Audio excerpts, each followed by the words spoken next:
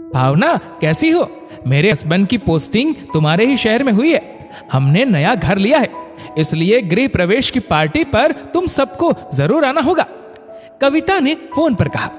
अरे वाह, ये तो बहुत खुशी की बात है, हम जरूर आएंगे, भावना बोली। भावना और कविता बचपन की सहेलियां थी। भावना की शादी को 4 साल हो चुके थे। वह 2 साल की प्यारी बेटी कुहू की मां थी।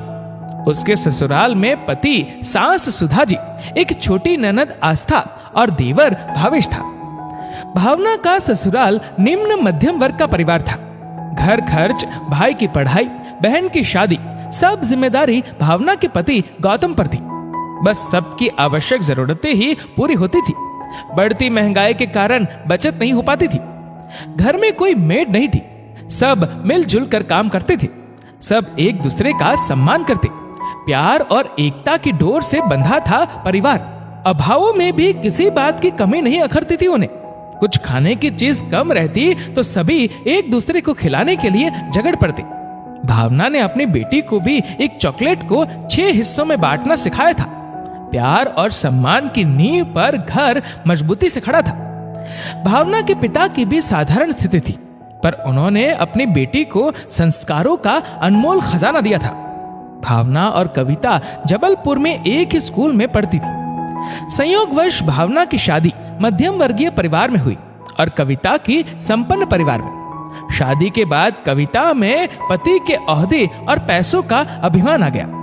कविता के गृह प्रवेश पर भावना, उसके पति गौतम और ननद जाते हैं। घर बहुत शानदार था, खूबसूरती से सजाया गया था। महंगे फर्नीचर, कालीन, झूमर सब बढ़िया था। खाने में भी कितने प्रकार के व्यंजन रखे थे। कमी थी तो बस रिश्तेदारों की। कविता ने अपने ससुराल वालों को नहीं बुलाया था। कहीं उसके ससुराल वाले 2-4 महीने वहीं टिक ना जाए, ये सोचकर कविता ने उन्हें न्योता नहीं दिया था। सिर्फ उसके मायके के 2-4 रिश्तेदार और कुछ दोस्त थे। इस वजह से उसका पति राजेश भी खुश नजर नहीं आ रहा था। घर में उनके रिश्ते में शांति बनी रहे, इसलिए वह चुप रहता था। कविता ने अपने 3 साल के बेटे को मोबाइल थमा दिया था, ताकि वह उसे परेशान ना करे। मोबाइल या कोई भी उपकरण परिवार की जगह नहीं ले सकता। शायद ये बात कविता नहीं समझती थी। भावना चांदी का सिक्का कविता को उपहार स्वरूप देकर चली आई। कुछ दिनों बाद भावना की बेटी के जन्मदिन के अवसर पर उसकी सास सुधा जी कहती है, बहू, बहुत समय से घर पर कोई आयोजन नहीं हुआ है, तो क्यों ना कुहू के जन्मदिन पर तुम्हारे मायके वालों को और कुछ लोकल रिश्तेदारों को, पड़ोस के बच्चों को बुला लिया जाए। घर में सत्यनारायण भगवान की कथा कर लेंगे और घर पर ही सब मिलकर भोजन की व्यवस्था कर लेंगे। तुम्हारी सहेली कविता को भी बुला लेना, हमारा भी परिचय हो जाएगा। घर के सभी सदस्य तैयारी में लग जाते हैं। समय पर कविता अपने बेटे को लेकर आ जाती है। कथा समाप्त हो चुकी थी। भावना की ननद खाने से पहले फटाफट थोड़ा जलपान लेकर आ गई।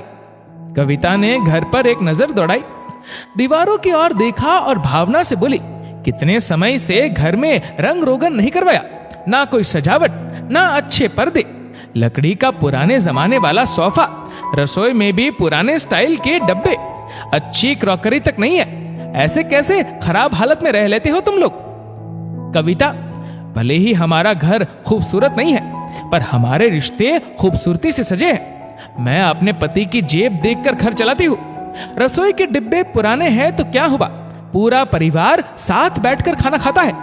अभी हमें ननद की शादी और देवर की पढ़ाई की जिम्मेदारी निभानी है। घर तो भविष्य में ठीक हो ही जाएगा। दुख दर्द बांटने के लिए अपना परिवार साथ है। परिवार में प्यार, अपनापन, एकता है। खूबसूरत झूमर, पर्दों, कालीन के साथ तो हम अपने दुख दर्द खुशियां नहीं बांट सकते। तुम्हें जानकर हैरानी होगी कि मेरे देवर 3 महीने से जेब खर्च के पैसे बचाकर मेरी बेटी के लिए प्यारा सा डॉल हाउस लाए।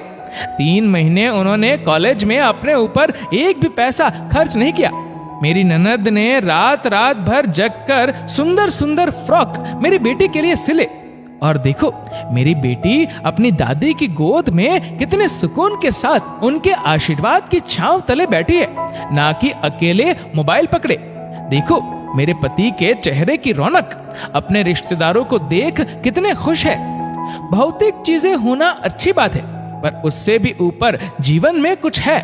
घर की खूबसूरती से बढ़कर मेरे लिए अपनों का साथ, अपनों का प्यार मायने रखता है।